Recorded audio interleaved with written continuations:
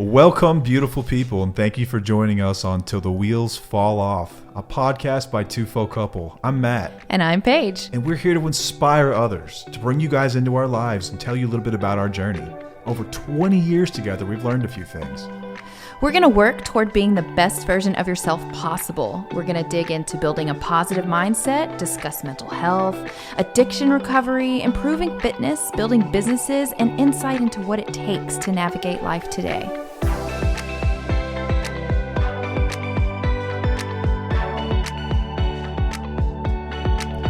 Welcome back to another episode of Till the Wheels Fall Off. I am Matt. I'm Paige. Today we're talking about equal partnerships and unequal partnerships. And as much as we talk about addiction here, this is probably the real root of most of your issues in your relationship. You guys never believe us when we say it, but the addiction is only a component of this. It's a cover. Small one at that. Yes. Because what's really underlying a lot of this is this unequal partnership that exists. We're going to dive into that today. Exactly what does that mean? Where does it come from? What is an equal partnership and how do you achieve it? What are some of our own thoughts about this? Yeah, we're going to have a conversation. It's going to be a really good conversation. Please listen to this one. You're going to enjoy it. I promise you that. First things first, let's get some housekeeping out of the way. Subscribe and review the show if you haven't already. We would very much appreciate it. If you're on Spotify, click the follow button or the subscribe button, and then leave us a quick review. It doesn't have to be much. Hey, this one's cool. I like this one. Whatever it is. A couple stars, whatever it is. Actually, 5 stars if you have it in you. Thank you. leave us a review. We'd very much appreciate it. Next thing, we've got a newsletter and blog that comes out every Monday morning. You can subscribe to that by going to our website, www.twofo.com. That's twfo.com. Scroll all the way to the bottom and enter your email address. And I've been pretty good about putting the newsletters as a blog, but I've still got some backlog that I need to get in there and clear up. So if you've missed some, they're going to be available soon. So don't miss those when they become available. We've also got a free Facebook community called Two Faux Community. If you're a listener of the show, we would love to have you in there. If Facebook's not your thing, shoot us an email, info@twofocouple.com. Let us know that you're creating a fake burner profile. This is the name on it.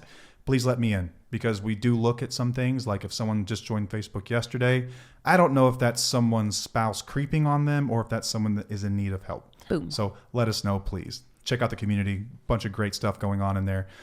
We've got merch. We've got hats, sweatshirts on the way. We've got stickers. We've got recovery rocks here, which I'm always just impressed when people order these things. We get a lot of orders for those. We do. This is a token that shows happy. your spouse that's walked through this with you, that you see them, you hear them, and you are working on being better. On the front, it's got our logo, and on the back, it says, "Thank you for being my rock." It's a really cool way to acknowledge their journey. We get all the applause and, all of the... It's all about you. Praise and everything else. Yeah. Spouses, no one asks how they're doing. Mm-mm. Hey, how are you doing? This is a way to acknowledge that absence of people really acknowledging what they're doing and what they're going through and what you've put them through. It's a great way to acknowledge that.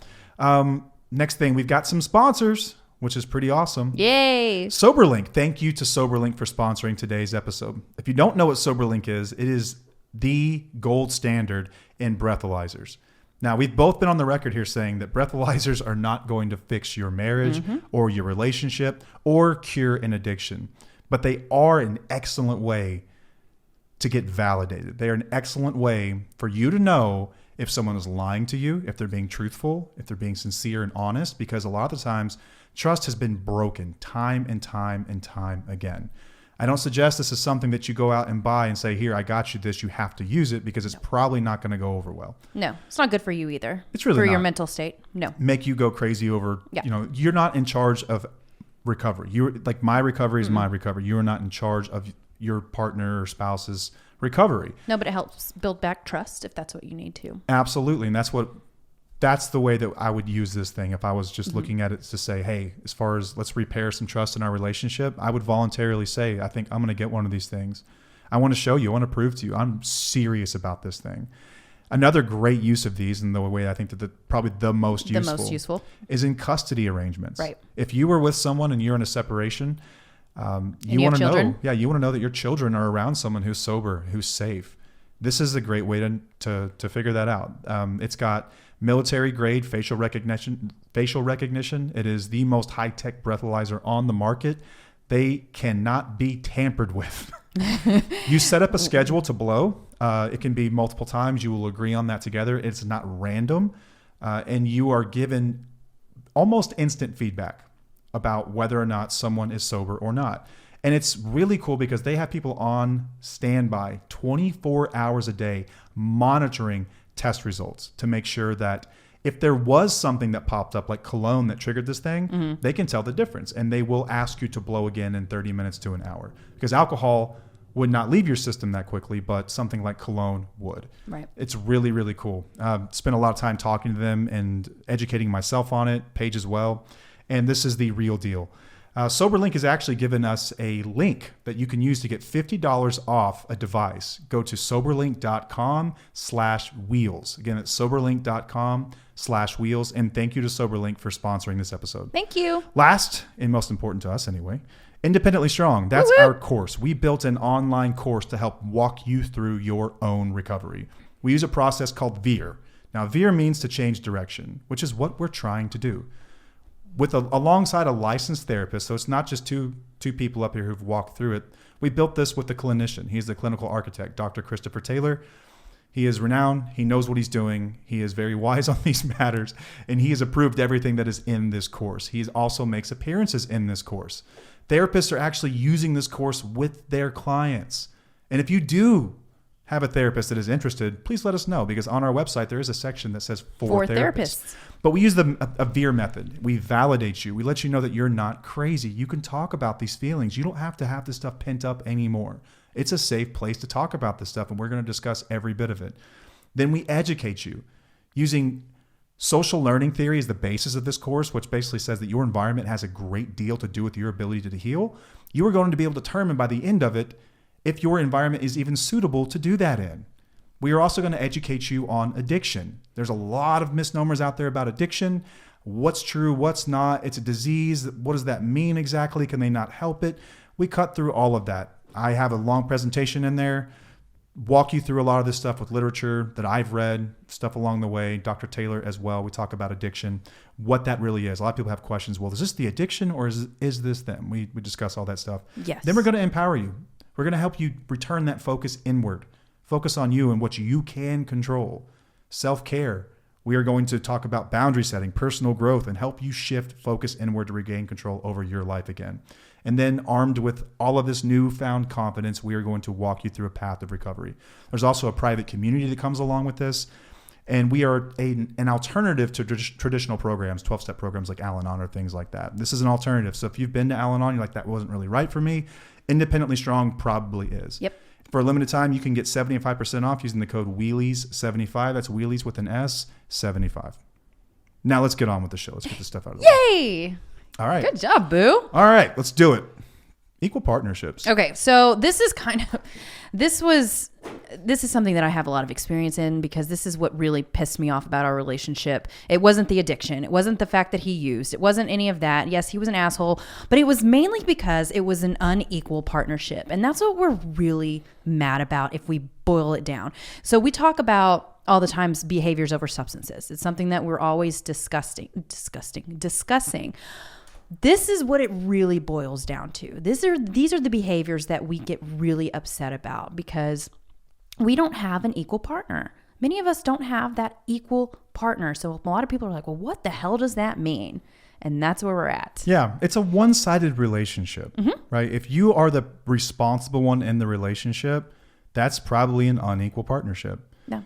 Many people will say that they make the joke, it's like tongue in cheek, but it's sadly true that, let's say you have 2 kids, you actually have 3 because your husband counts as a kid too.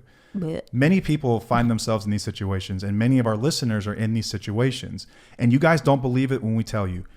It is not just the substance. Remove the substance and you're still going to have this problem. Yep. Removing a substance doesn't cure this. It doesn't cure these ideas about what it means to be a husband or a wife or boyfriend or girlfriend or fiance or whatever you guys want to call yourselves, a partner or spouse. It doesn't fix that. It doesn't fix their ideas about what balance in that relationship looks like. Right. All it does is give them a start to learning how to actually grow up. Basically, it just sets the stage to make these things possible. Right. But it is not magically going to cure it. When someone gets sober, sometimes they try to act right because they know they're in the doghouse, and they'll act right for a couple of weeks, and then it's right back to normal, and you're overwhelmed and you're angry and you're still pissed. This is usually why, and we can identify it quickly. We see people's posts and emails and comments and things like that. Yeah, he has an addiction or she has an addiction problem, but there's more than that going on here, and it's an unequal partnership. Many people find themselves here, and this movement has become more and more popular, and I am effing here for it. I love it. I mean, I'm here for it. I know. You love this conversation. This has been boiling underneath the surface for a very long time, and now it's starting to erupt, and I'm glad. And I hope that it catches fire and this becomes vernacular in everyone's home all the time. Yeah. So I think that a lot of the times we normalize these relationships and these behaviors and this unequalness because that's what our parents did for generations ahead of us. Like, women suffered in silence. They weren't able to speak up because we basically live in a man's world. You know, we live in a world where they have made the rules, they've made the laws. We haven't had many rights for a long time. Like it's been generations unfolding, and now we're finally able to speak up because we have more rights. And it's rocking the boat. Good. Yeah, it should. It needs to be, because men are not stepping up. They're not stepping up. They need to step up. It's time. And women need to vocalize this and share this and understand that it's okay to be asking for more than what you're being handed. Yeah, it breaks my heart that someone thinks they can't ask for an equal partner in life. Yeah. It also breaks my heart that there are men running around thinking that the bar is that low. Like, the bar is on the fucking ground. Yeah. As far as I'm concerned, about what you would ask an average guy about what does it mean to you to be a husband or a man in this world. And they're going to say things like protector, provider. You're going to almost always get those two things. I'm a protector and a provider. And then if you look at them and say, well, what else? I mow the yard. You know, like, I take care of the yard. Mm-hmm. What else? I'm a handyman. Now they're starting to think about it and like think about what do they actually do, right? Mm-hmm. Like, what do you actually do here? Remember Office Space? Yeah. It's like, what is your job here? What do you do here? There's not a whole lot more than that. And if you look at what, I'm just going to speak in generalities here, but understanding I'm coming from the context of listeners and the people that I know and people in our community, what they're responsible for in any given day is insane compared to what Albert, the guy who just works and owns a gun, has to do in any given day. Mm-hmm. But they think that that's the way it's supposed to be. And somehow you don't experience the world the same as I do, and you're just not bothered by any of this. Yeah. Well, they are extremely bothered. Mm-hmm. This is really the problem. When people come to us, they are often asking the wrong question. It's, how do I get them to stop drinking? And sometimes it's very severe and they are not functioning. Yeah. But a lot of them they're functioning, and they'll come to us and say, listen, it's not the addiction that's bothering you. I know you think that's what it is, because in your mind, you've convinced yourself. You put that in the bucket. You think that that's what it is. You think that that's what's causing all the problems. Exactly. That when someone gets sober, then they're suddenly going to be my best friend. They're going to be supportive. They're going to be, they're going to validate me. They're going to listen to me. They're going to get curious about what my inner world is like and what I have to do in any given day and what that's like. And, how many millions of things I have to juggle, because many of them just don't care. And that has nothing to do with the substance. No. Nothing to do with the substance. No. This is in their ideas and their behaviors and the way that they see the world and the way that they see relationships. Right. And it doesn't help that there are some programs out there that teach you how to just kind of turn a blind eye to this type of behavior and teach you how to stay in the unequal situation and just blame it on the disease or the addiction or the alcoholism or whatever it is, instead of looking at the big picture of what really is bothering them. I mean, that program was built whenever women couldn't get divorced. We're talking about Al-Anon here. It's built, I think it was 9 years after AA. So it's something like that. Or 13 years. I don't remember specifically. 1940s, I think. But it was a time when it was, when women didn't have many rights, and now it's different. So you had to learn how to deal with it. You literally just had to learn, okay, well, how do I deal with this? How do I just deal with the situation that's been handed to me? I'm not here for that. I'm not here for that, because I'm here for women and for those who are struggling, who have a voice and they need a voice and they deserve a voice. Like, that's what we are here for. Same. Absolutely. Because times have changed. We have options. We have rights. There's so much more that we can do that we couldn't have done back then. And that's what we're here for. Yeah, absolutely. I guess we can kind of get in the conversation of like where a lot of this stuff comes from. Okay. Like where some of these ideas and these thoughts, and you alluded to it earlier. It's like, this is just the way it's always been. Mm-hmm. And that's always a red flag to me. Like anytime, if you've ever gone to work somewhere, a lot of consultants talk to me about this. Like if someone just says, because that's the way we've always done it. Red flag. Red flag. Yeah. That means they don't want to change. They think that that's going to work. Things change all the time. You have to be open and willing to change things. Yeah. I'm not saying that everything you've always done is ineffective, but I think we ought to question everything that we've always done, because always times change. Yes. Things change. Things evolve. Mm-hmm. This idea that there's this imbalance in marriage, that women are to be caretakers, mm-hmm. that they're supposed to be passive. They're supposed to be, submissive. Yeah, submissive, and the man is supposed to be in control, and he's supposed to be the powerful leader. And the leader of the home and provider and protector and all these things. Like I question every bit of that shit, every last bit of it, because it just doesn't make sense. Like who assigned these things and why? Right. Think about it. Really, it's like, are you biologically more efficient at being like passive or being a caretaker? Like maybe to some degree when it comes to children, but it's 2024.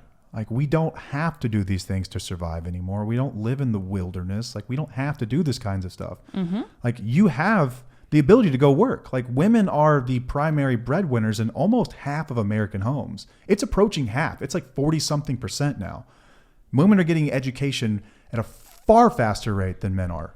They're getting college degrees way more than men are. They are making their way in the world. You cannot claim provider anymore. No. So what about protector? From what? Most of the things women need to be protected from are men. Are you? Yeah, exactly. It's not like there are dangers lurking about everywhere. Yeah. You don't have like lions and tigers chasing you or anything like that, or these wild mobs. It's like anyone, depending on where you live, and people can own weapons. It's not as necessary as I think people like to make it out to be. You know what I mean? Yeah, so yeah. It's those two things, and then you have everything that a woman is responsible for in any given day. Like Celeste talks about this in her book, and she will be on soon. I promise you guys. I know I've said that 100 times, but I promise you she will. Her book, Celeste Yvonne, It's Not About the Wine. She talks about mommy wine culture and why that is so toxic. Because a lot of people laugh about it, and it's funny that, hey, mommy just needs some wine. She's stressed out. She's overwhelmed. Just have some wine. But why is mommy stressed out? Why? Because the system is built for mommy to have 10 times more work than everyone else. Yes. That's why.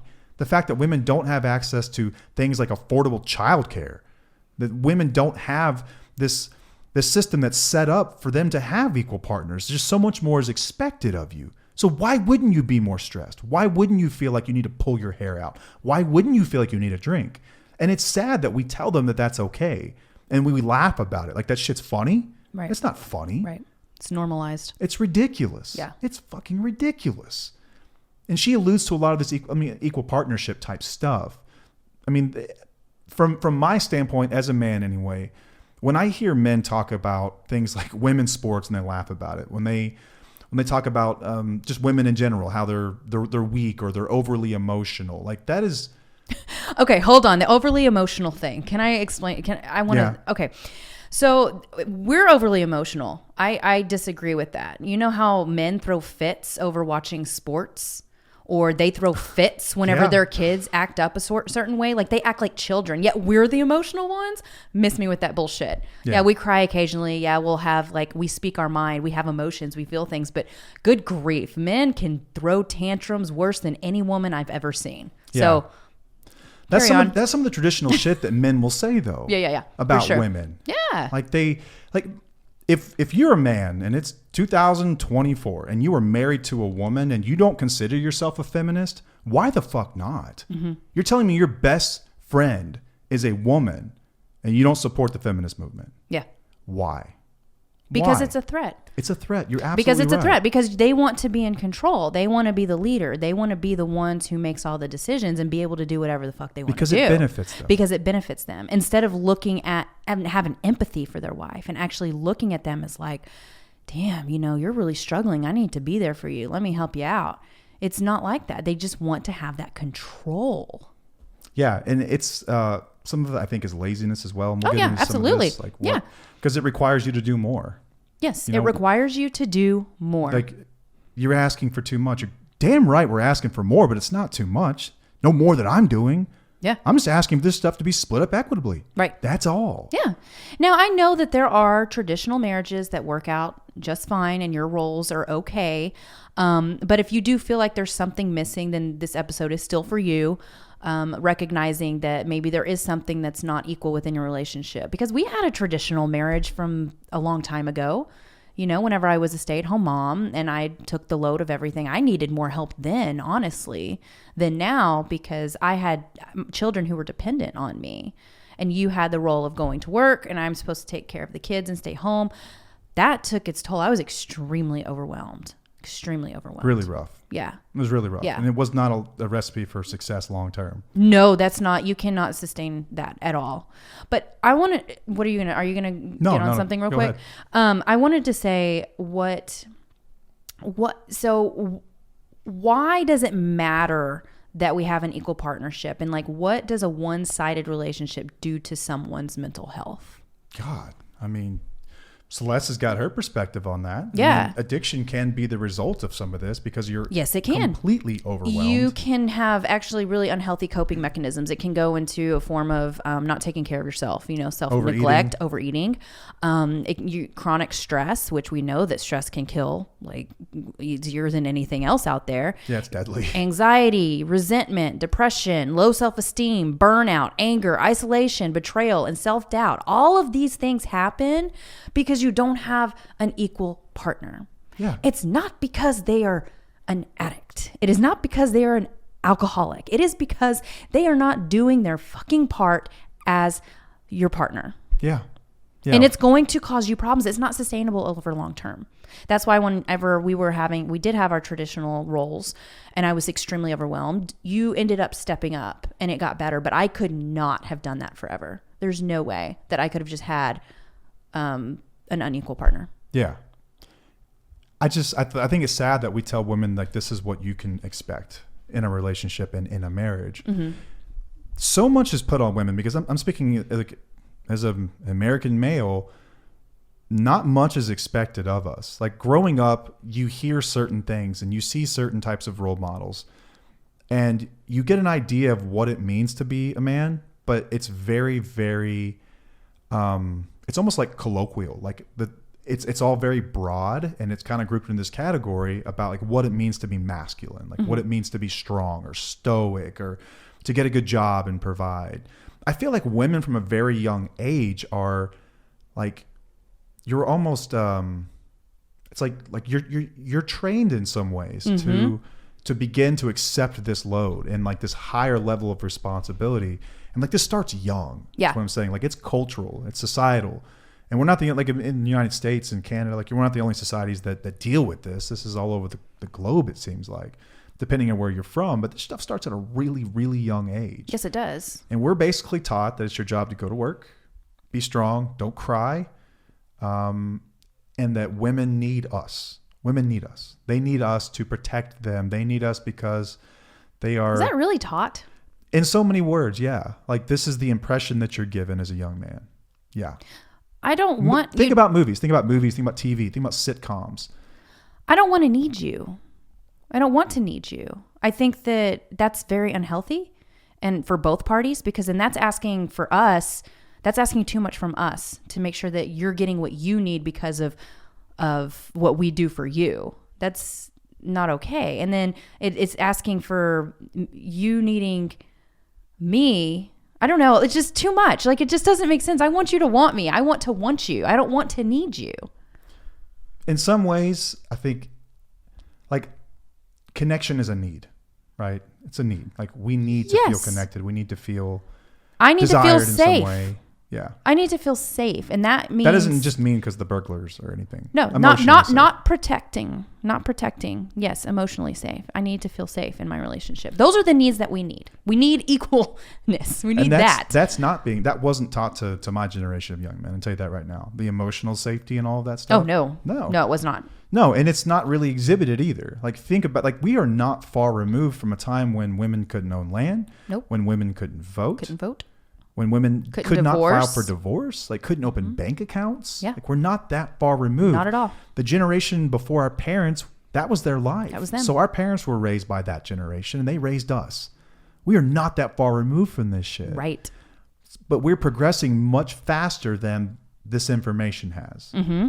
I have hope that in 10 to 20 years, maybe 30 years, who knows, that this stuff gets better. But I hope when our children become adults, it gets better, at least. Yeah. And we're showing them the way. The hopeful side of me says this is a transitory period of time in our culture, and that this will evolve. But then again, you can watch the news in any given day and see that like half the people just completely disagree with it. So. Right. Or I think the ones that are loud disagree with it. Yeah, like super old school. Like, no, things don't need to change. They're perfectly fine the way they are. Yeah, because you get to stay the same and no one's questioning you. Yeah, because you're not losing anything. Right. You know. Right. Question everything, guys. Question it all. Yeah. It's okay.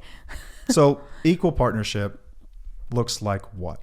Okay, so we're going to go through some of the things that you and I deal with and how our relationship is equal. We share a mental load. Yeah, that's the biggest part, I think, for a lot of it. Yeah, but it used to not be like that. I would have to do a lot of the mental load before, like make sure the kids are up, make sure they're dressed appropriately, make sure they're off to school, make sure their breakfast is done, their lunch, their dinner, all the things. There's a lot of mental load that goes into that. Tons. It's not just the action of doing things that a lot of people don't understand, or a lot of men may not understand. It's not like we're just fixing the kids' breakfast. You know, your kids' palate can change day to day, and you don't know if they're going to eat the same thing that they've been eating for a year. You can automatically put it on there and they're going to say, I don't want this. I don't want this. Because last week it felt gross in my mouth. I'm never eating that again. Right. Like, right. Yeah. So that's, and you just have to think about these things. You have to think about what is going to be for dinner. You have to think about planning appointments around schoolwork. You have to think about planning meals around extracurricular activities, and the schedules and everyone else. Like, it's a lot to keep up with. It's a ton. But when you have somebody who's there with you that you communicate with, we remind each other of things. We're able to actually carry that load together, and it's not just me making all those decisions. It's not me just carrying all of that. You have a part in that too. Yeah. And it does not involve lists. I know we're skipping ahead a little bit on your list there. No, that's fine. Yeah, but no. It does not involve lists. Like, she doesn't give me a list that says do this stuff and like give me detailed. Like, dude, I'm a grown person. I refuse. I've actually offered it before. Actually, recently, there was something that you had to do, and I don't remember what it was. And I was like, do you need me to make you a list? Which was really weird for me because I'm not big on giving you lists because I really want him to adult and figure things out. Like, to me, that's just fucking wild that you have to make a list for your partner or your spouse or whatever. If it works for you, go for it. That's cool. I'm just saying, for me personally, I don't want that responsibility. I want you to be able to adult and figure things out on your own. So what'd you give me a list for? I didn't give it to you. I think it was something, maybe you had to like make dinner for one of the kids when I was doing something extracurricular. You left me a list of things I could make out of the fridge. Oh, that's what I did. I did do that. Yes. I was like, okay, these are the options in the fridge. And guess what, y'all? I just did my own thing. You did your own thing. I didn't even know the list was over there. You didn't see the list until after you cooked the meal. And the meal you cooked was like partially on the list that I made. So therefore, we're connected really well when it comes to that. And you're able to just figure things out. I allowed you to figure things out on your own instead of fucking telling you what to do. Well, a lot of people have like this like learned helplessness. Yes. Like, I can't do that. I don't know how to do that. Mm-hmm. Because you've never had to do it. Figure it out. Figure it out. Like, I don't think, okay, so you know how to fold towels. Yeah. I have my opinion about you do it wrong, by the way. I know, that's what I was going to say. I was going to say that you actually do a really damn good job at folding laundry and folding towels. Like, you do an awesome job.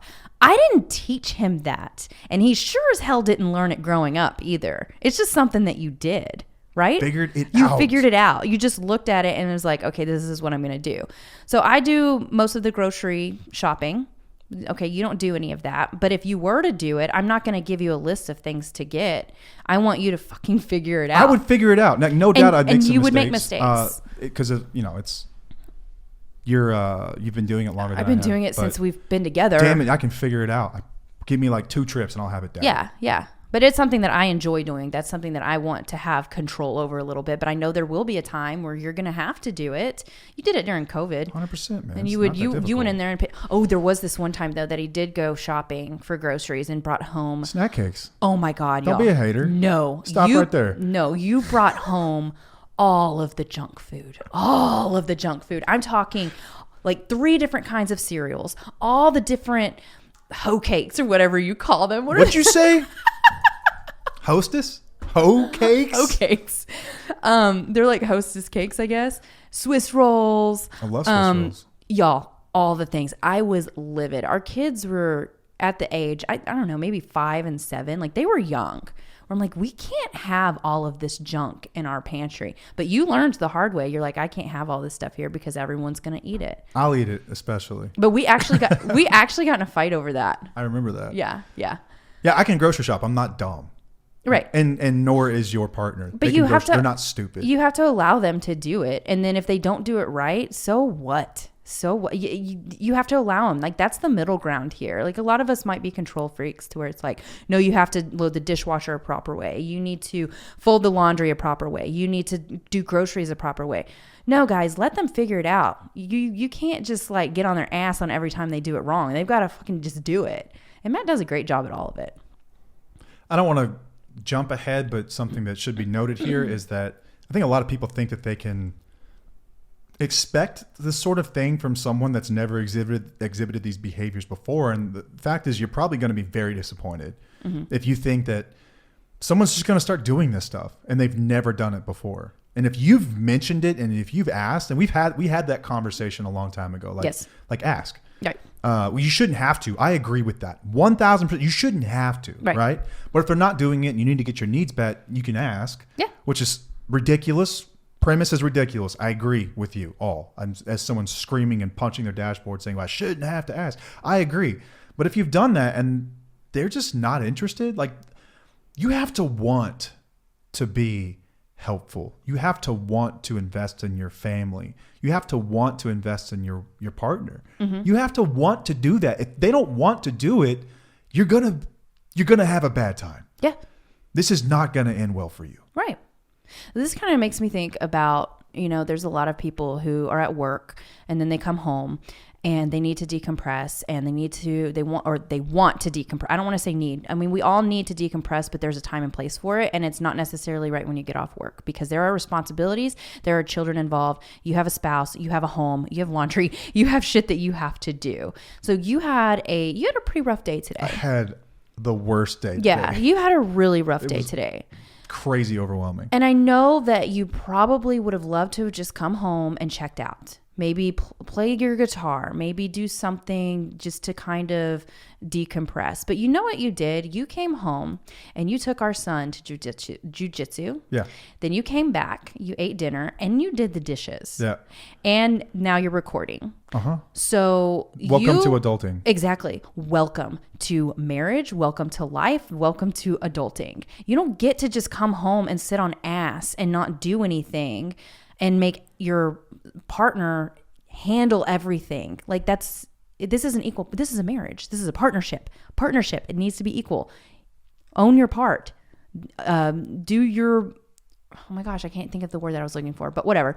I'm proud of you for being able to do that and stand up and do what you're supposed to fucking do. Stop right there. I know, because I said I'm proud of you. Stop right there.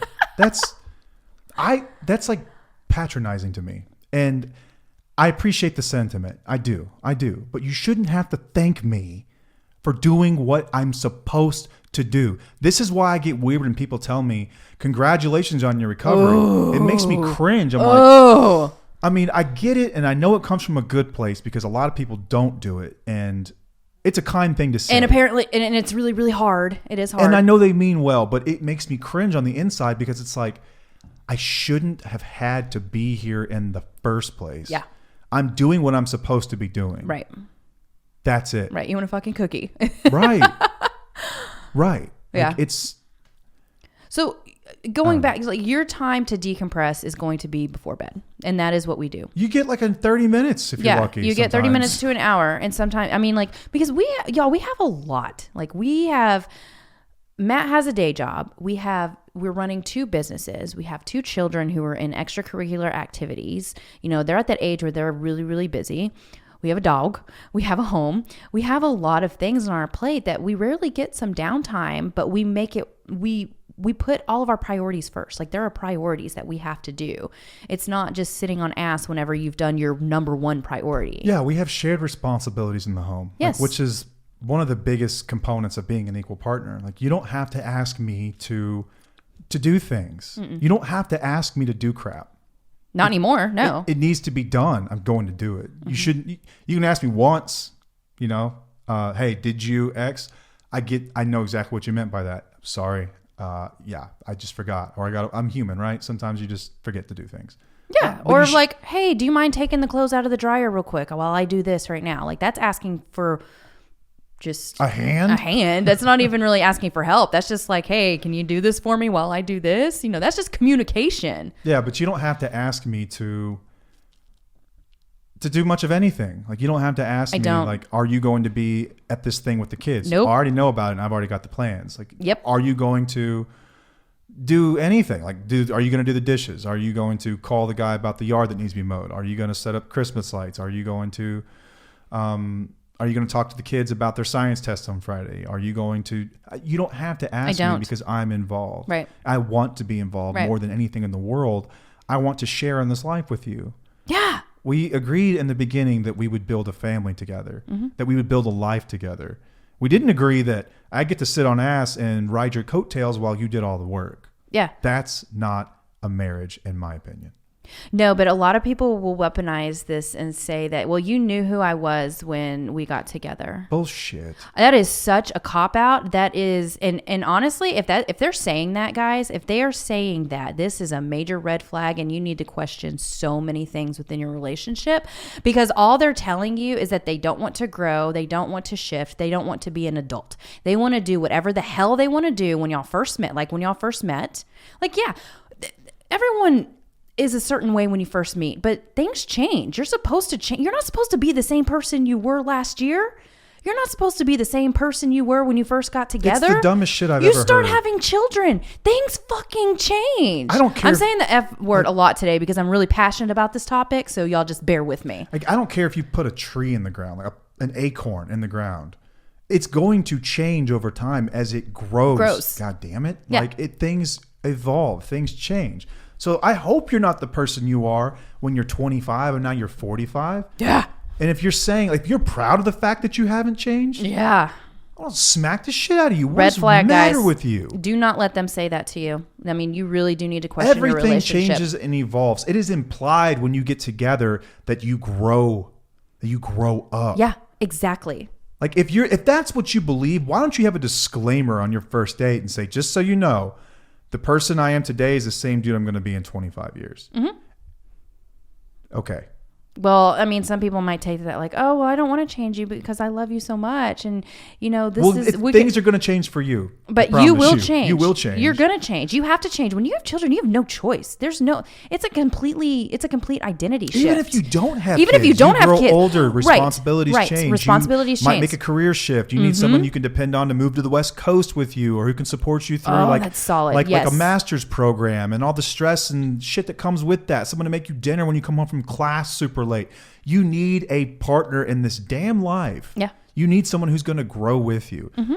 Like, that's the barometer we should be looking at. Is this person even showing me any sort of potential that they can grow up to be half the woman I am? Yeah.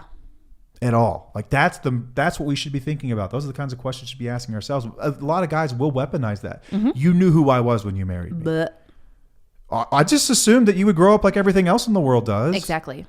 Like, everything changes over time. Nothing stays the same. Mm-hmm. But if you're staying the same, that seems like more of a decision, don't you think? Right. So what you're saying is you choose not to change, which means that my needs are not important to you and they are not a priority. I am not a priority. Our children are not a priority to you. Mm-hmm.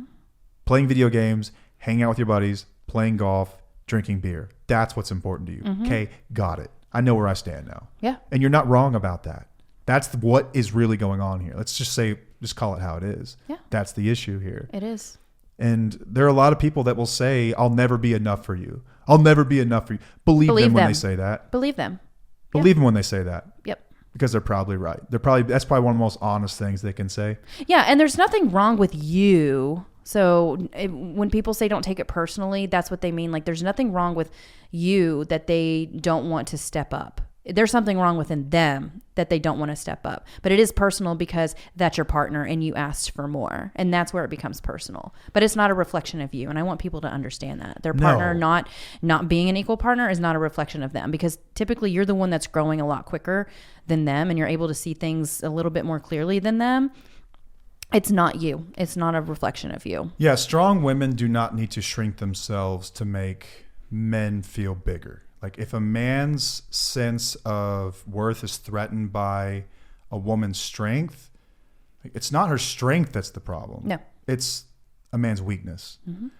It is your fragile masculinity that you claim is so big, so big and tough. Like that's really I'm a a front. man. That's a front. Yeah. Because I think the idea of masculinity has evolved quite a bit, and no one got that message either. No. Right. Right. We'll get into that here in a little bit. Yeah. Some more of the stuff on like equal partnership. We got sidetracked. Yeah. No, that's okay. I wanted this to just be a conversation. Okay, cool. So this is good. Communication. So we communicate. Y'all have heard some recent episodes of our communication style and the things that we discuss about healthy communication. That's part of an equal partnership, is being able to communicate in a respectful way and not, be ugly to each other or blaming or all those things. Like it's just a way of, and communicating your needs, and things that are going on with the children and the family and holidays and all the things, like just communicating. Yeah. There's often a power imbalance that makes communication damn near impossible. Absolutely. When someone feels like they're above criticism, or they feel like you're not allowed to speak up, like you're not allowed to have a voice in this way. You can't talk to me like that. Mm-hmm. Like that's a sign of a much deeper power imbalance problem. Like that is a great sign that you are in an unequal partnership. Yep. Great equal partnerships look at each other as like we are equals. And you speak to each other with respect like equals do. Right. You can have disagreements. We still disagree on stuff. Yeah. What happened recently? The kids had a bunch of things. Like we're super busy family, crazy busy family. Like we have, like one of our kids is in something like 4 nights a week. The other one's in something like 5 nights a week. And it's pretty rare that we get like a day off. It's even more rare that we get time away as a family. It's really rare.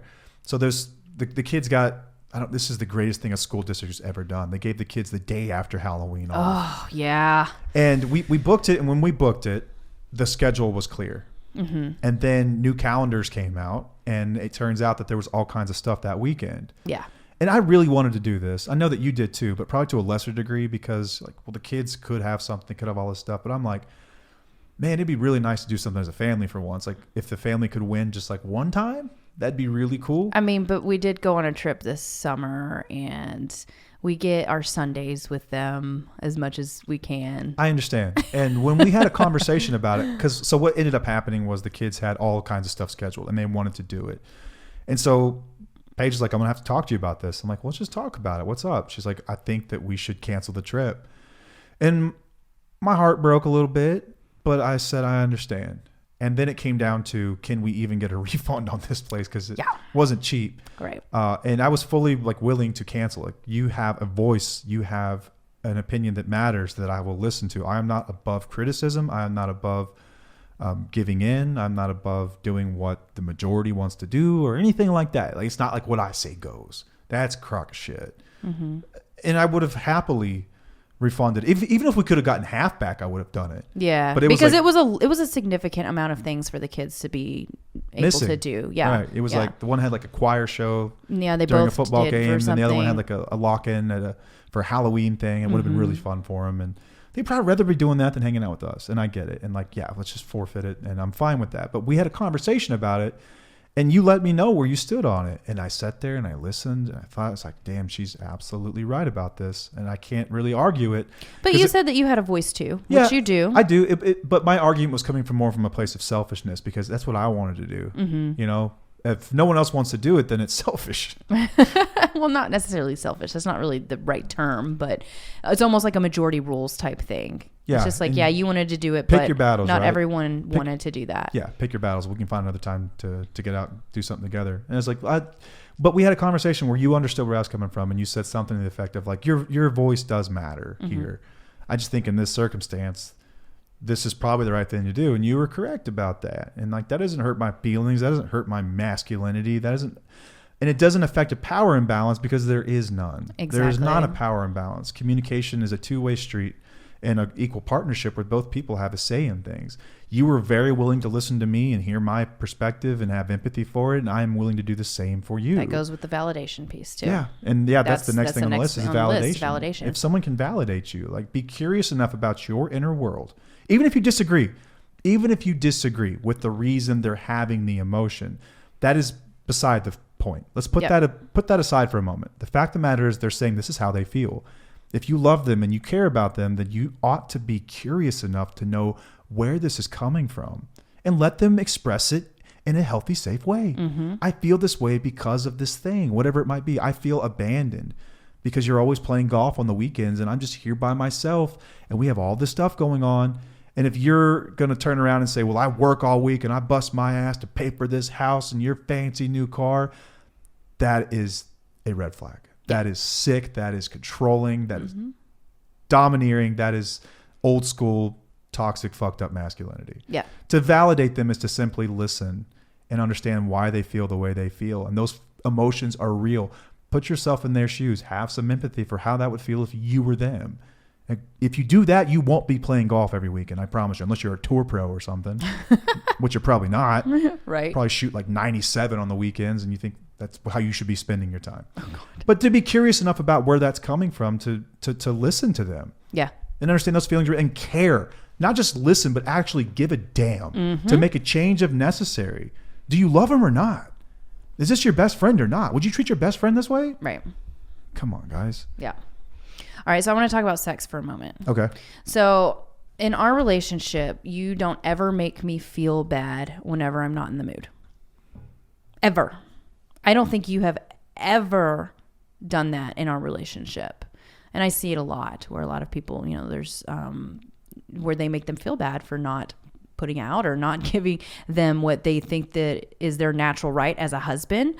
But it sounds so stupid, right? Doesn't it? My natural right is well, listen to this. So it's preposterous because I've heard it. Right. But you know that, oh my gosh, I can't find it. Hold on. Give me just a moment. This is the problem with too many notes.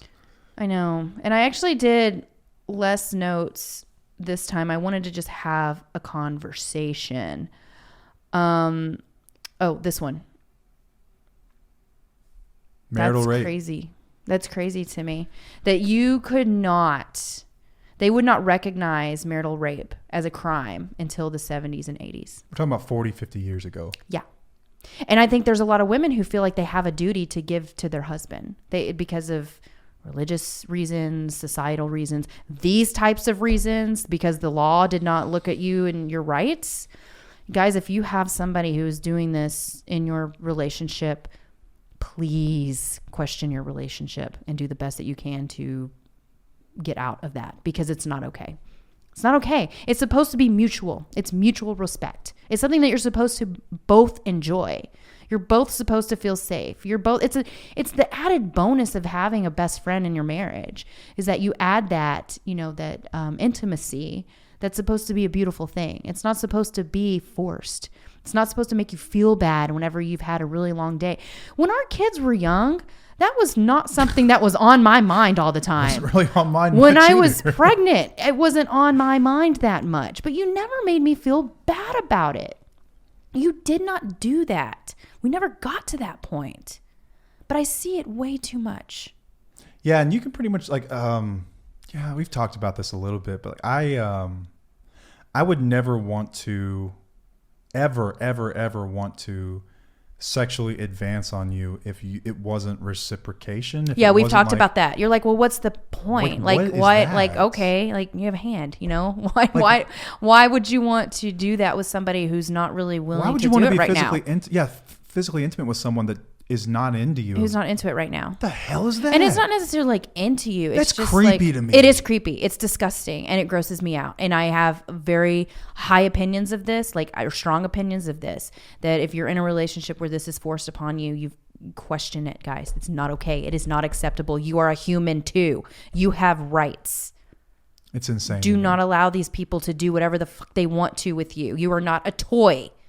I think a lot of men draw their worth from physical touch and being physically intimate, because that's like their love language. Yeah, that's my love language. That's the biggest cop out of all time. Miss me with that bullshit. Because I think it's a failure to understand, in my opinion anyway, the point of fucking physical intimacy. It's a result. It's not a tactic necessarily. Like, I always thought it was weird when people are like, "Oh, you're not getting along? You should have sex more." Huh. I think we should back up. Like, maybe we're not having sex because we don't get along.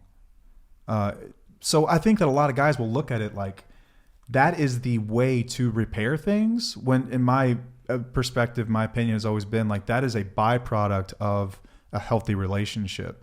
Like when we have emotional intimacy and whenever we're supporting one another, I've never had a problem with physical intimacy, like, because we're both into it, Right. you know, like, Yeah. it's like it's just mutual. Exactly. It's mutual. It's not, but I think a lot of people like to take the shortcut and say, like, you need to sleep with me, then I will That's feel just then it's a I will cop-out. want to support you. It's Then no I will different listen than to you. addiction. They're It's just trying to abusive. get a high, and It's it is man. abusive. It is abusive. We're going to call it what it is.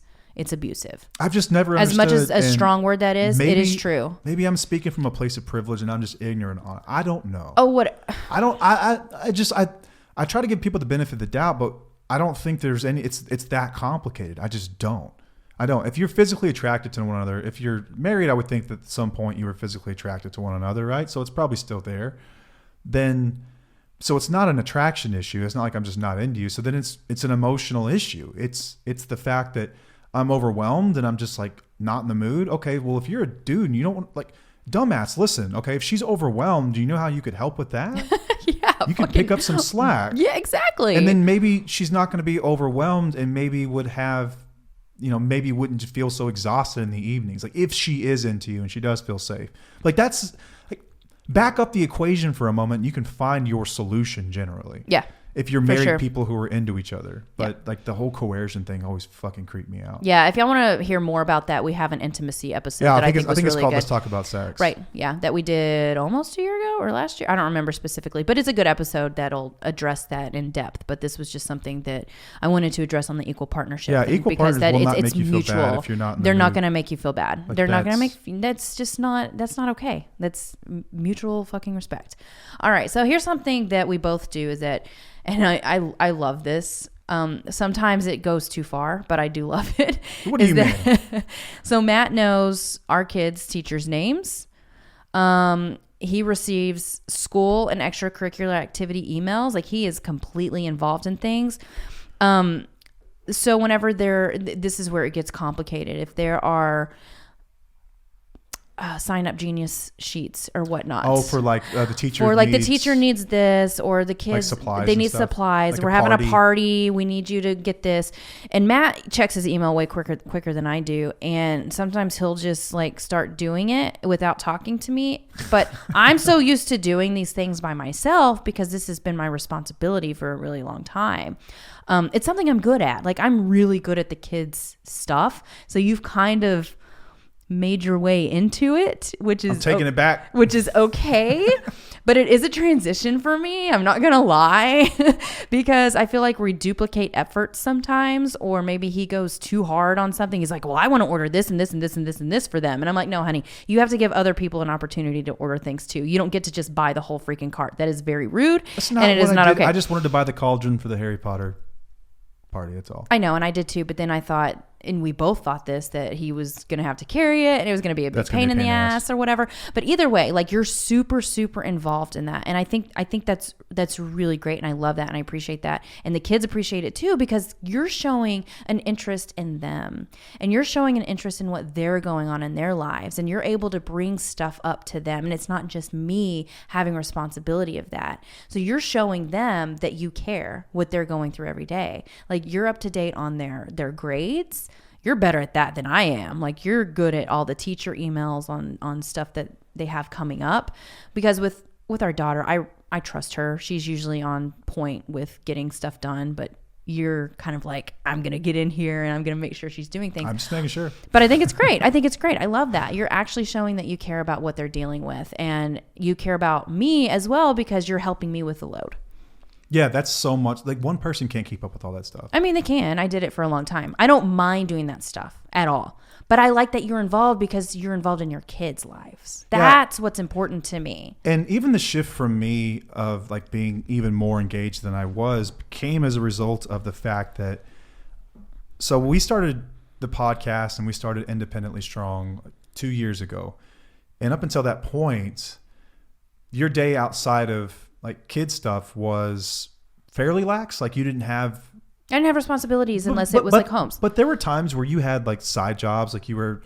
Oh, I always had to have something. Or I tried to have something. You were helping build like the wholesale business and some other stuff like that. Yeah. I forgot I was doing that too. But like the moment that you started to take on this stuff, you didn't have to ask me to do it. It was an immediate... You just did it. This load has to be shared, because if I'm her, there's no effing way in the world that I could do it. So why would she be able to? Right. It's like simple common courtesy. Yeah. And common sense.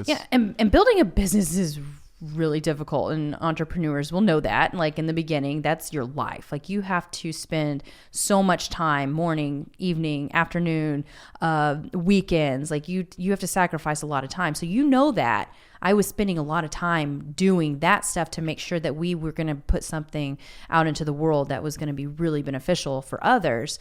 So I'm grateful that you recognized that and you were able to just do it. Like, I didn't even ask you, like you said. You just said, you know what? She's got a lot on her plate, and I can step up now. This whole conversation is sad. Why? I shouldn't be lauded or applauded for doing what I'm supposed to do. Once again, like, it's sad that this is not the bar. It is sad. And we're trying to shift that for people. We're trying to shift that. And I don't want anyone to lower their standards. Do not lower your standards. Second. No. Like, I don't want anyone to feel like they need to cave, or that stop compromising your power to accommodate people that can't handle equality. Like, don't do it. Don't do it. Whatever you do, don't do that. Like, think about your kids. Think about the example that you set for them. Like, especially like men that have daughters. Like, this is the example that you want to set for her? Right. Like, once again, like, men that claim like there's something wrong with feminism and the feminist movement, they have a problem with it. Half the world's population are women. Like, we're not in competition with anybody. Mm-hmm. Like, why? At what point do you think that you can look at the history of what women have been through compared to us and say that they don't need a faster, or I guess help to get to where we're at? Like, it's a world that was built by us in many, many ways, and it's still, there's vestiges of that hanging around everywhere. But like, you are raising a daughter in this world, and you don't think that, like, what do you want for your daughter? Exactly. Like, that's the question I want to ask you, is like, what do you want for your daughter? Mm-hmm.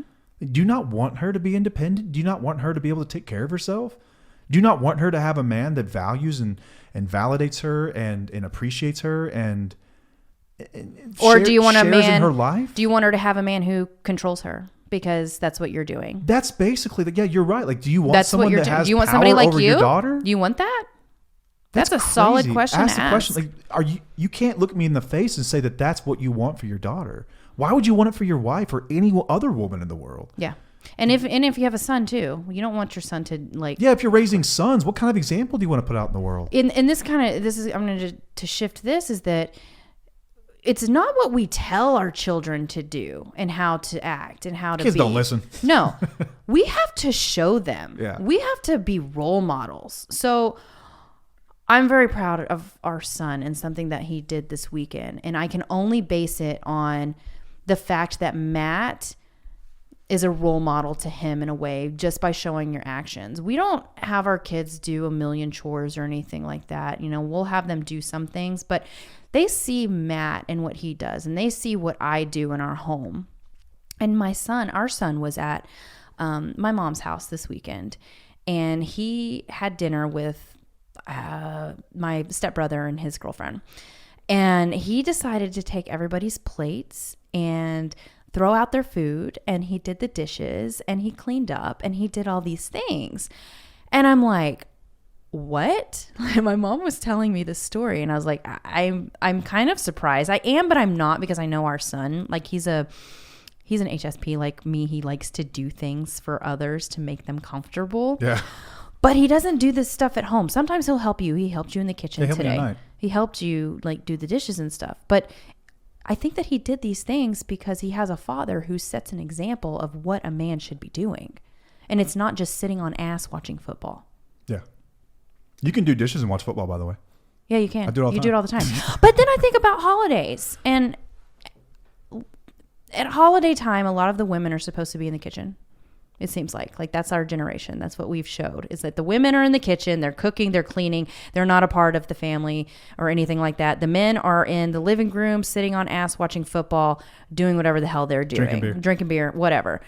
So I kind of put my foot down on this many years ago because I was like, I question a lot of things about the way that people are raised in the generation. So I'm not typically one in the kitchen doing things or loading the dishwasher or whatnot. Like I'll pop in there a little bit, but I'm also like going against the grain, and I'll go sit and watch football with my family or hang out with my kids or hang out with my husband or do something like that. And I'm sure that's frowned upon because as a woman, you're supposed to be in there doing the dishes and cleaning and cooking and doing all those things. You're not allowed to sit on ass. You're supposed to make this special for everybody.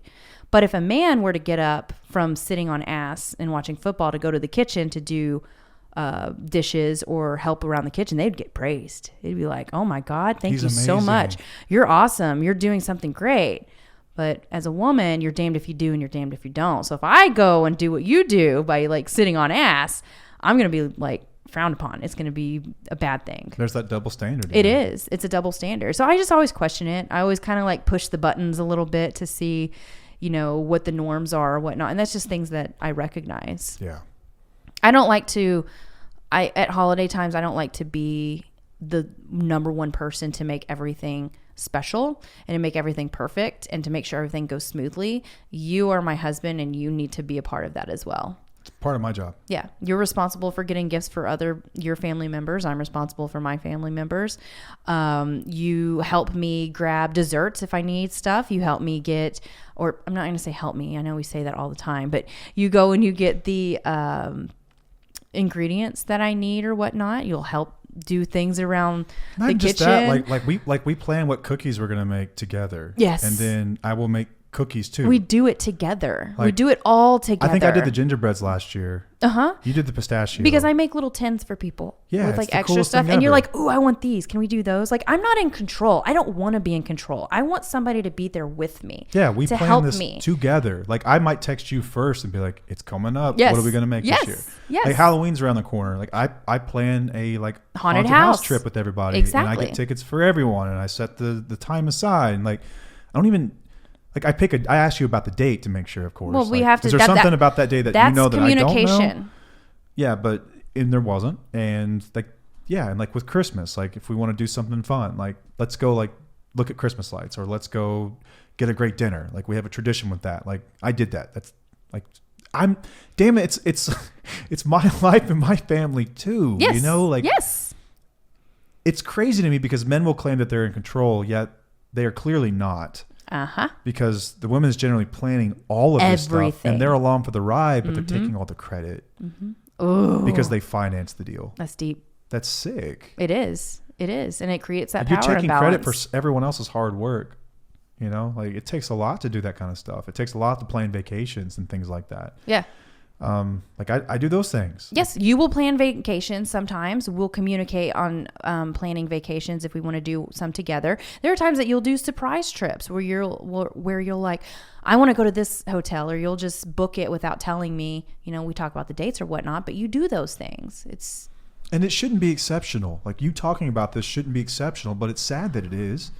The only reason I thank you for it is, I guess, because whenever we were younger, this wasn't what it was about. Like, we didn't have that equal partnership. But again, we were young. You were in active addiction, but this is where I want to. But you were also what? I consider myself as much like, so I'm in recovery from drugs and alcohol. I'm also in recovery from being an emotionally abusive man, and I'm also in recovery. Like, I'm a reformed man child. I'm a guy that grew up, and I had to do it with a lot of intention. Mm-hmm. These things weren't necessarily ingrained in me. The opposite was. And you let me know that that's not going to fly. And you didn't have to say it a whole lot. You let me know with your actions that I am not interested in you. If this is the way this is going to be, I'm not interested in you. And I got my shit together. Yep. I wanted to, though. I wanted to live life with you more than anything else. I wanted to see you smile, and I wanted to be there to witness it. I wanted to enjoy life with you. I wanted to do things with you. I wanted to do things with our kids. I wanted to be an involved dad. Like, I coached baseball team.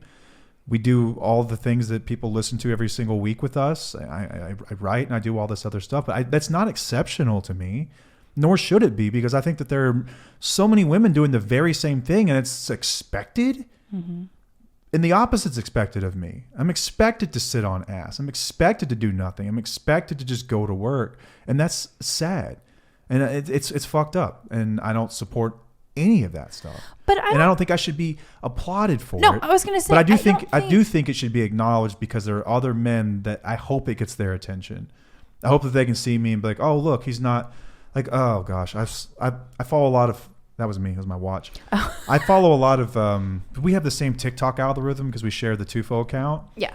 And we watch the same things, and we end up following the same creators. And so that account is like a hodgepodge of like psychology and mental health. And like, there's a lot of feminist accounts that we follow as well.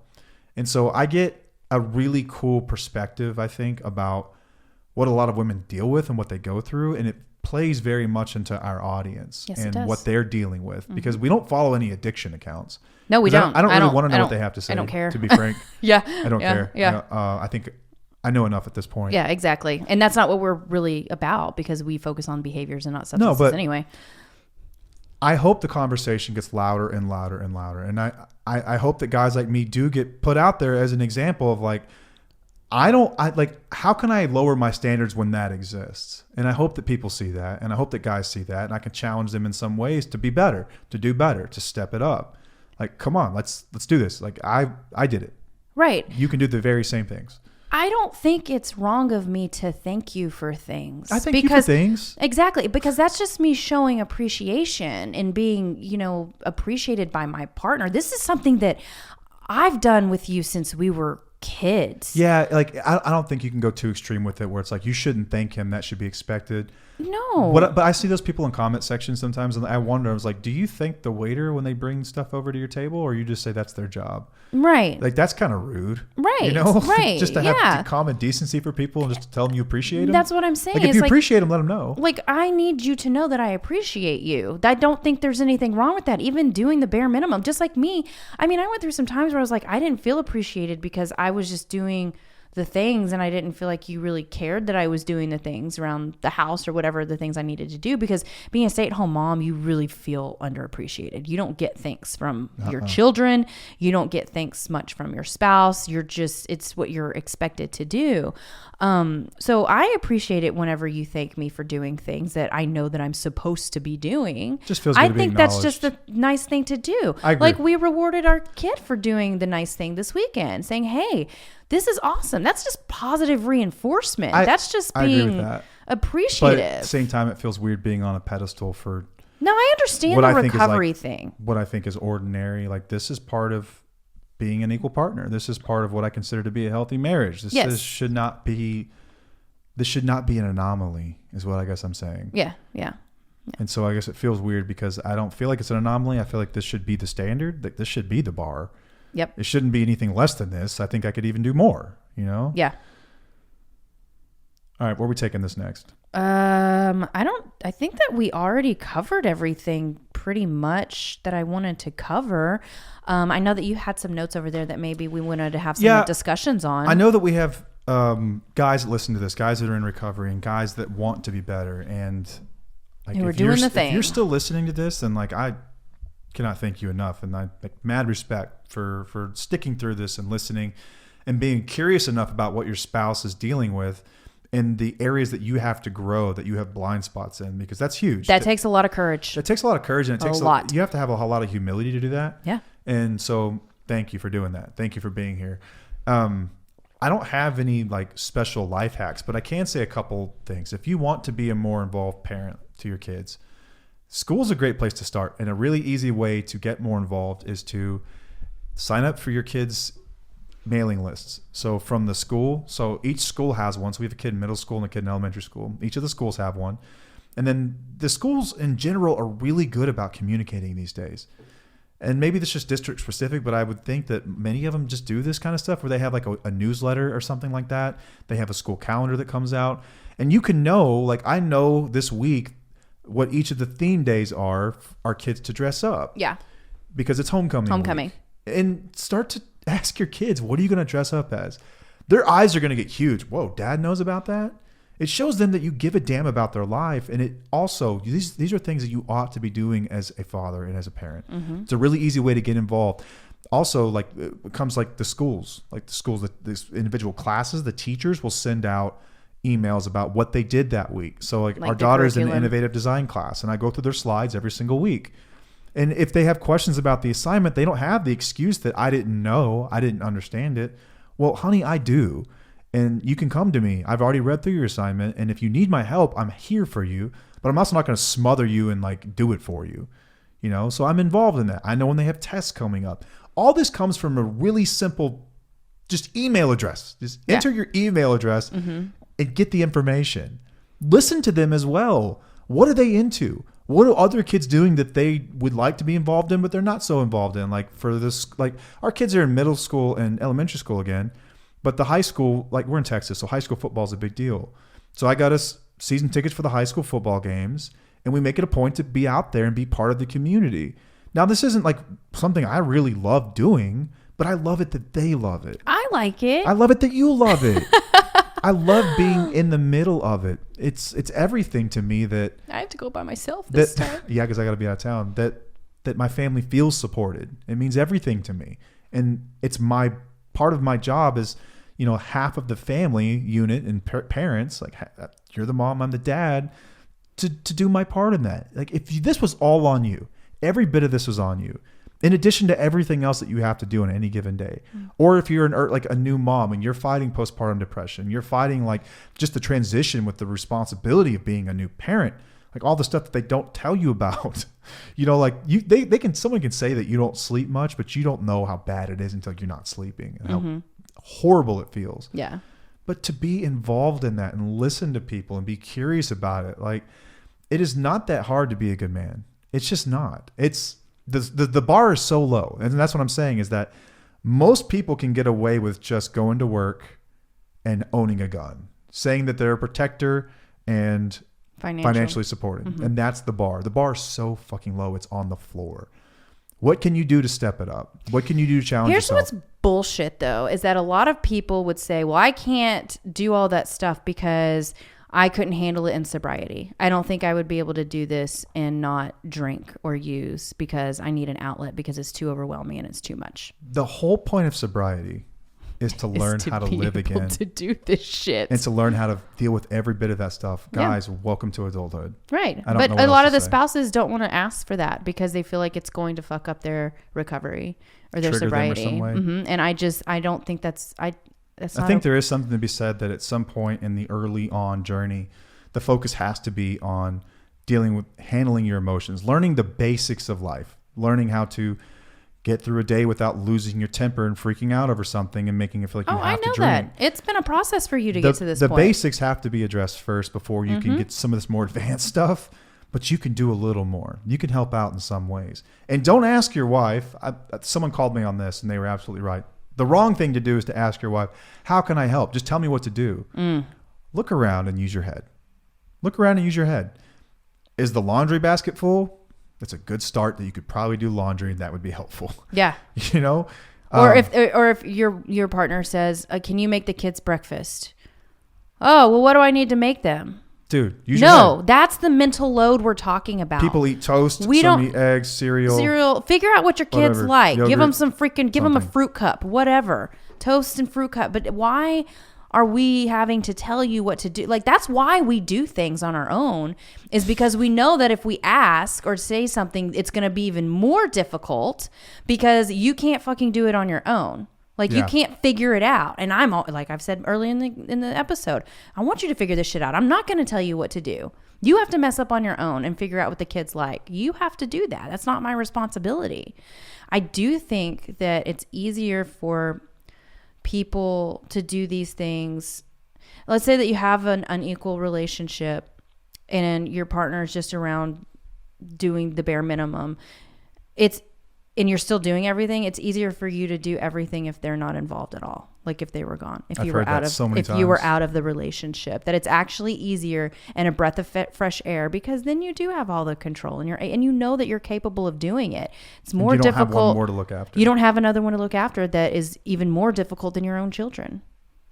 And that's the sad reality. Yeah. I was going to say, like, so since we shared this account, there's a lot of creators that will stitch videos. And there was this person the other day that stitched this video of this guy saying that he does not like masculine women. I was like, masculine women? Like, what does he mean? Like a strong chin or something? Like, what is that? Like, I didn't know if it was aesthetics or what. Mm-hmm. And so I clicked on the person that she stitched the video with and I listened to this dude talk. And it was the most ridiculous thing I've ever heard in my entire life. So it was this huge guy, super buff guy with this big beard. And he's saying that he doesn't like masculine women. So masculine traits traditionally, I guess, into a lot of people, it's like assertiveness, strength, leadership, and things like emotional restraint, like big tough guy stuff, right? Mm-hmm. Like that's what masculinity is. And emotional you want to be seen as a provider and a protector. And these are kind of qualities that have been idealized as masculine in a lot of cultures. And so masculine women, what he meant was independence, confidence, and assertiveness. Strong.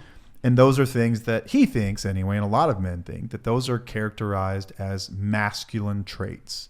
Mm-hmm. So what you're saying is a masculine woman is one that is independent and confident and assertive. So the opposite of those things are women that is dependent on you. She lacks confidence with low self-esteem, and she is passive. Mm-hmm. That is the perfect. Yep. That is the perfect person for a guy like him. Yes. That makes sense. Yes. I want women, if you're a listener and you're a woman, most of them are. I know they've got some guys out there, shout out the guys, but there are a lot of women that listen that think that there's something wrong with them. There's nothing wrong with you. In fact, go harder and go heavier on what you think you should be doing. Mm-hmm. On exactly what we just talked about, some of those traits. Men are threatened by strong women because they have a fragile idea of masculinity. Their worth comes from being a provider, being sexually desired, being a protector. Those three things, basically. That's where they derive their worth. That's where they get validation. And those three ways. Those are primitive. It's 2024, guys. It is 2024. There are so many other qualities that you could develop that would make you attractive to everybody. Mm-hmm. But you're asking women to step down and rewind the tape 50 years to go back to a time. Fuck that. And redo all this hard work. Nope. Don't so do that it. you don't have to change. Yep. So that you can just keep doing the same, bullheaded shit that you've always done. Mm-hmm. Do not stop doing what you're doing. In fact, double down on it. It's not you, it's them. If people are talking this way, that's a serious issue. And I would consider myself a masculine guy. If someone tried to hurt you, I would break him in two. Yeah. You're physically stronger than me. But I'd have never one time have used that against you. I've never made you feel like you need me to protect you. No. Ever. At any point. I don't think I would be happy with that, honestly. Or the financial piece. Are you saying that women can't earn as much as you? We've already talked about it, that about half the country, women are earning more than men. And think about why. Because a lot of these jobs that men have traditionally worked with their hands and whatnot, they're going away. They're being, offshored. They're going to automation. And so you need to go to school. You need to study. You need to think about some of these things. And they're basically rebelling against it. They're saying, no, we don't want to change. It was better the other way. And they're going to make you feel like you're crazy for thinking otherwise. Now, I know everyone has their own opinions and do whatever you want, but the idea of masculinity has shifted, all right? Those old things, I think that when it comes to, like, depending on your family situation, right? If you're the one who has the full-time job and you're the one with the career that earns, like in our situation, like I have a job that I work 5-6 days a week and I earn most of our income. Okay, but you could easily do the same. Yeah. Right? It's just part of my job here. That's the way I see it. Like, that's one of the roles that I fill, and you have yours as well. Okay, so that could be done by either one of us. I don't look at that as something that only I could do. Yeah. When it comes to the physical strength and everything else, like, dude, listen, I've seen women MMA, and there are women out there that could kick the shit out of a lot of guys that I know. Right? Like, kick the absolute shit. Not to mention you can own a gun. You can protect yourself in many ways. Do not let anyone hang that over your head. Like, masculinity to me is an evolved version of all of those things. It is being emotionally aware and emotionally present and emotionally mature. It is being able to not just reject your emotions, but process them. It is being a healthy role model for a new generation of men. It is a lot of the old stuff, but it's stuff layered on top of that. We have to evolve. There has to be more than that. Like, I lift weights. I keep myself in shape because it keeps my head clear. I don't do it so that I can like you don't give two shits about abs. You don't. I thought I was like, well, I'm going to get a six pack and like, she's not going to be able to keep her hands off of me. I mean, they're sexy and all, but that's not. I think you went, oh, that's cool one day. And then you were like, meh, like, you got more important shit to worry about. Women don't care. You know who asks me about it? Men. I get more DMs from men about that. Guys, they don't care.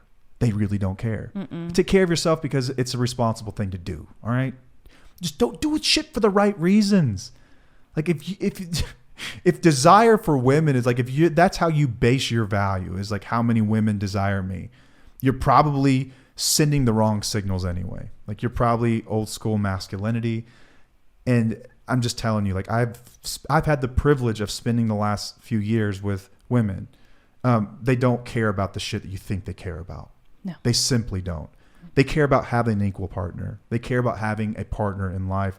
They care about having someone that supports them. These things should be mutual, by the way. You should care about this stuff too. Like, we get married because we're best friends and we want to do life together. I love doing life with you more than anything in the world. And I want to be there for every second of it. I never want you to feel like you can't depend on me for anything. And that just does not mean to make sure that money hits the account or that when a burglar gets in here that I'm going to break him in half. There's so much more than that. So much more than that. So if you're a guy that listens, like, I challenge you to really question what you think masculinity and power looks like in a marriage. Yeah. And could this be the root of all your problems? I would say there's something to that. There is something to that. Without a doubt. And if you're in a same-sex marriage, or we have men wheelies who listen as well, take what you want from this episode and leave the rest. Yeah. I mean, we're not like singling anybody out or anything like that. This is just our experience and what we feel about things. But unequal partnership and equal partnership does matter in your relationship as well. I'm sure that you can take a lot from this. Yeah. So some final takeaways for some of the guys. If a woman's strength makes you feel small, that's your insecurity to deal with. That is not her problem to solve for you. Nope. Strength in a relationship is not about dominance. It's about partnership. It is not about a one-way street where you have control and they do not. And if you need someone to depend on you for the bare minimum, like paying bills, basic protection, you are missing out on a deeper, so much more fulfilling connection that is possible. You have no idea how great your spouse is. You have no clue how rich their inner world really is. Why don't you try to get to know them a little bit? Why don't you try to invest in them emotionally? And stop relying on fragile ideas of masculinity to feel validated. Like, if we're going to talk about quote unquote real men, like, real men are not threatened by strong women. Nope. They are motivated by them. Yes. You know who my hero is? It's my wife. My wife is the person that inspired me to be a better man for myself. She inspired me to be a better person in this world.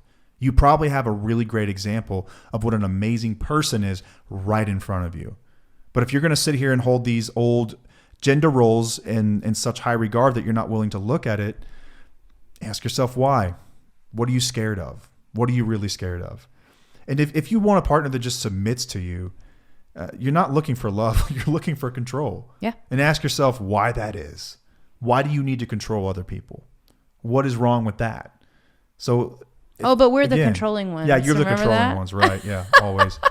And so I think that if we're talking about what a masculine man is, okay, if you're so tough, a confident, secure man seeks a partner, not a follower. If you can't handle a strong woman, the issue is your insecurity. It is not her independence. I'm telling you, strong women will make you better in every single way. And you should be encouraging this behavior, not deterring it. You should be encouraging it from your wife, from your daughters, from everyone around you. Like, do your part. Let's step it up. If I did it, you can do it. I promise you can do it. The bar is so low. You can look like a rock star by doing some really basic things, but you have to want to. You have to want to. And an equal partnership is what we're really after. Yeah. When people find us, it's they think they're going to fix their marriage by removing the alcohol. And what they'll discover oftentimes is that they're all alone and they don't have an equal partner in this life.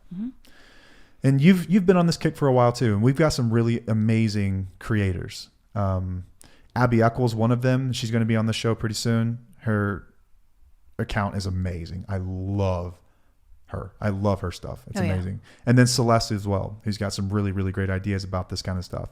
Like, our job is to empower partners and spouses of people with a substance use disorder to figure out what their own recovery looks like. Another part of our job is to help them understand what their standards ought to look like, in our opinion. Yeah. And they're not they should not be on the floor. They should not be on the ground. You're not too far off the button. It's just you have someone who's not going to do it. And they're not capable. Fight it. They're just not capable. They're really not. It's very rare. I think they're capable. I think they're just reluctant. Like, where they are, if they are in like active addiction, like, you're asking something from somebody who can't do that, who's not going to do it. You're ordering something that restaurant's not serving. Right, exactly. They don't have that ingredient. They cannot make that. Yeah. They can't. Yeah. So stick with us. I promise you that we will hammer this point home, that it's not about the substance, it's about the behaviors, and the behaviors all play into the type of marriage and partnership that you have. And I hope if you've gained anything from this, that you've learned what an equal partnership is, that's even a thing, that there's even a term for that, and what an unequal partnership looks like. What our marriage actually looks like behind the scenes is an equal partnership. It is not Paige playing the traditional mother and wife role. And it's not me playing the traditional masculine role. Like, we both get our hands dirty in any way we possibly can to make sure that this ship keeps sailing. Like, we've got a lot of work to do, and there's only going to get done if we both put forth effort. We both lead our family. Yeah. It isn't just one. I've never looked at myself as the leader of our family. No, I don't think so. Like, we'll have our strengths and we have our places where we do things, but we still come together. It's very balanced. It's 50-50. Our family I would think it's so pretty balanced. 50-50. Mm-hmm. Like, you lead a lot. I lead a lot. Yeah. But, like, you lead. Right. You're a great leader. You're Thank amazing you. at it. Like, you're the one who sets the tempo around here, if anything. Yeah, that's true. It might even be 51-49 you. I don't know about that. As the leader of the family. You're really, really stepping up, babe. I'm not threatened by any of it. I'm motivated by it. It makes me want to do even better. Awesome. So anyway, that's all we've got for today's episode. I hope it was helpful for you. Until next time, I am Matt. I'm Paige. And we'll see you. Bye.